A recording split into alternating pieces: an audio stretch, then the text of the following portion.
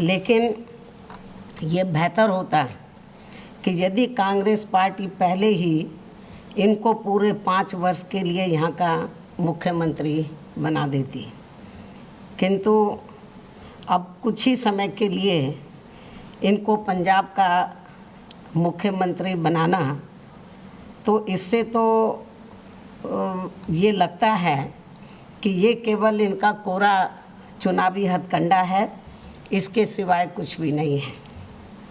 साथ ही मीडिया के जरिए आज ही मुझे ये भी मालूम हुआ कि पंजाब में आगामी विधानसभा चुनाव इनके नेतृत्व में नहीं बल्कि गैर दलित के नेतृत्व में ही लड़ा जाएगा, जिससे भी ये साफ जाहिर हो जाता है कि कांग्रेस पार्टी का दलितों पर अभी तक भी पूरा भरोसा नहीं जमा है।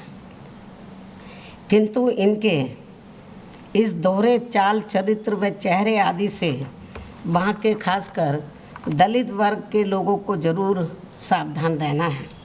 लेकिन इससे ये भी स्पष्ट है कि कांग्रेस पार्टी यहाँ अकाली दल व बीएसपी के बने गठबंधन से काफ़ी ज़्यादा घबराई हुई है, और मुझे ये पूरा भरोसा है कि पंजाब के दलित वर्ग के लोग भी इनके इस हथकंडे के बहकावे में कतई भी नहीं आने वाले हैं।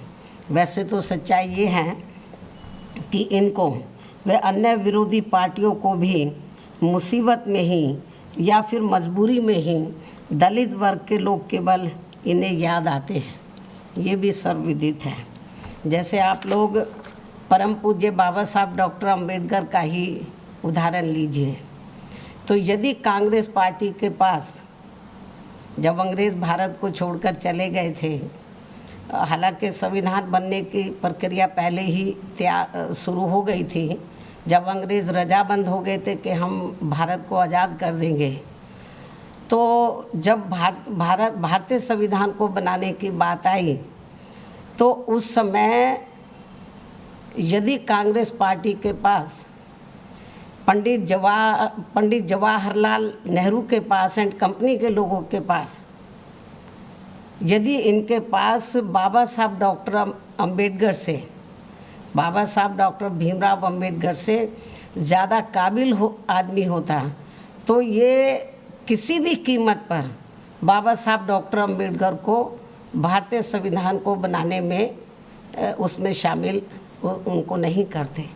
और आज जो पूरे देश में दलितों को, आदिवासियों को, अन्य पिछड़े वर्गों के लोगों को जो कुछ भी उनको कानूनी अधिकार मिले हैं, तो शायद वो भी नहीं मिलते।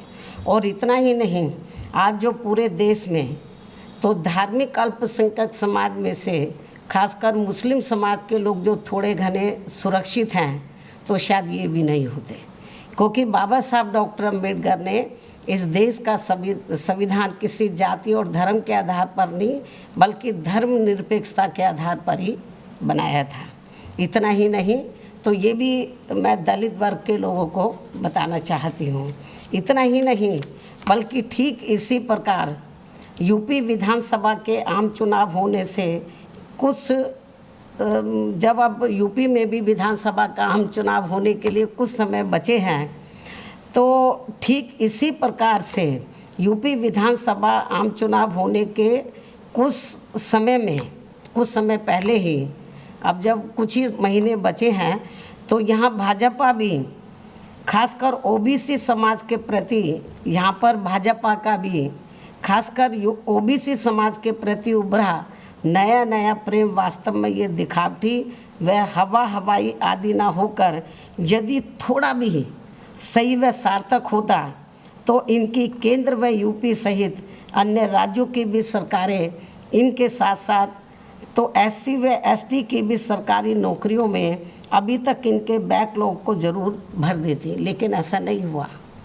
आज भी पूरे देश में चाहे एससी एसटी का मामला, ओबीसी का मामला है, तो सरकारी नौकरियों में इनके पद अभी तक भी खाली पड़े हैं।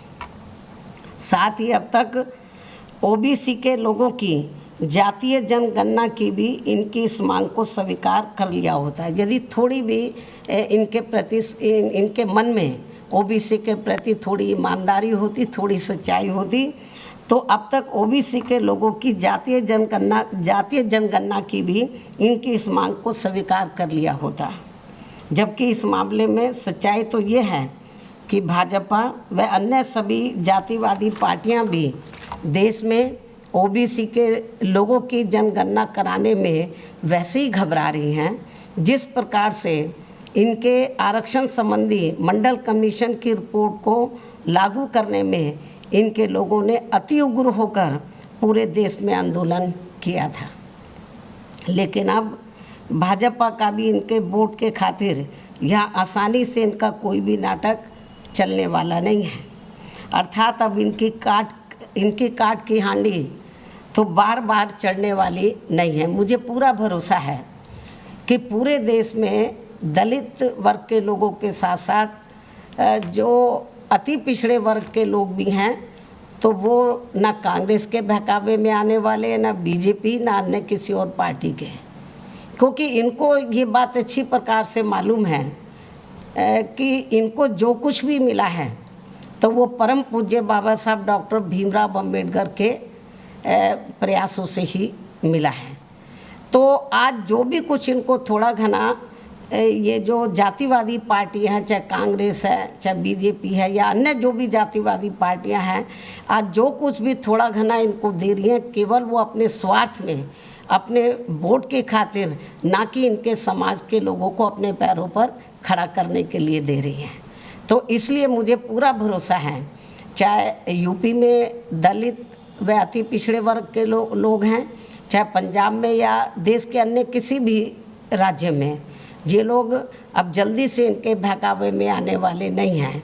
तो ये भी मैं आज मीडिया के माध्यम से इन पार्टियों को बताना चाहती हूँ। तो इन्हीं कुछ ज़रूरी बातों के साथ ही अब मैं अपनी बात यहीं समाप्त करती हूँ। धन्यवाद। कांग्रेस पर जमकर निशाना साधा और साफ तौर पर कहा है कि दलितों को सिर्फ और सिर्फ गुमराह करने की कोशिश की जा रही है, दलित भरोसा ना करें। और इस चेहरे पर आगे का चुनाव कांग्रेस पार्टी नहीं लड़ेगी। जिस तरीके से हरीश रावत का बयान सामने आ गया, उसको ध्यान में रखते हुए, उसको कोट करते हुए मायावती ने साफ तौर पर कहा है। तमाम खास मेहमान और हमारे सहयोगी हमारे साथ जुड़े हुए हैं। वरिष्ठ पत्रकार एनके सिंह जी हैं, कांग्रेस को लगातार कवर कर रहे हैं। हमारे सहयोगी रवि सिसोदिया हमारे साथ जुड़े हुए हैं। रवि, 12:30 बजे मुख्यमंत्री को प्रेस कॉन्फ्रेंस करनी है। नए पंजाब के एजेंडा क्या कुछ होगा अगले 5.5 महीने का? प्रेस कॉन्फ्रेंस इसी के इर्द गिर्द? बिल्कुल, देखिए, शपथ लेने के बाद अब यहाँ से निकले हैं, वो पंजाब भवन गए हैं और 12:30 बजे को उनके प्रेस कॉन्फ्रेंस है। 4 या 5 महीने जो बचे हैं उनके कार्यकाल में, उसमें क्या रूपरेखा रहेगी, जो 18 सूत्रीय एजेंडा जो दिया गया था जून में, जो कमेटी की बैठक में जो रिपोर्ट आई थी, उसमें उनका क्या स्टैंड होगा, उसको कैसे आगे वो लागू करेंगे, उन तमाम मसलों को लेकर प्रेस कॉन्फ्रेंस होगी। यहाँ की जो हलचल है वो फिलहाल अब खत्म हो चुकी है और जो भी तमाम मेहमान थे वो चले गए हैं। राहुल गांधी भी यहाँ मौजूद थे और यहाँ से वो शिमला के लिए निकल गए हैं। लेकिन एक संदेश जरूर दिया है, क्योंकि राहुल गांधी अमूमन बहुत कम ही ऐसे शपथ ग्रहण समारोह होते हैं जिसमें पहुंचते हैं, और राहुल गांधी का यहाँ आना इस बात को लेकर संकेत जरूर है कि वो उनके साथ मजबूती से खड़े हैं। हालांकि जिस तरह से बयान दिया गया था हरीश रावत का कि 2022 का जो चुनाव होगा वो आने के बाद सिद्धू के नेतृत्व में लड़ा जाएगा, तो कहीं ना कहीं वो बयान, उस बयान को लेकर पार्टी के अंदर दो फाड़ जरूर दिखी थी, क्योंकि पूर्व अध्यक्ष ने सवाल जरूर खड़े किए। जो पूर्व अध्यक्ष हैं सुनील जाखड़, उन्होंने ये कहा कि वो अच्छे मुख्यमंत्री हैं और उनको काम करने दिया जाना चाहिए था। तो कहीं कह सकते हैं कि एक तरफ जहां राहुल गांधी उनके साथ मजबूती से खड़े होते दिखने के लिए यहाँ पहुँचते हैं, वहीं दूसरी तरफ प्रभारी का इस तरह का ट्वीट। लेकिन रवि, एक महत्वपूर्ण सवाल ये है, चन्नी ने शपथ ग्रहण तो कर लिया, चुनाव से पहले चन्नी का चयन कांग्रेस ने 2022 को देखते हुए लिया है, ये तो सबको पता है। सबसे पहली कुछ प्राथमिकताएं उनकी क्या रहने वाली हैं और सबसे बड़ी चुनौतियां चन्नी के आगे क्या होंगी?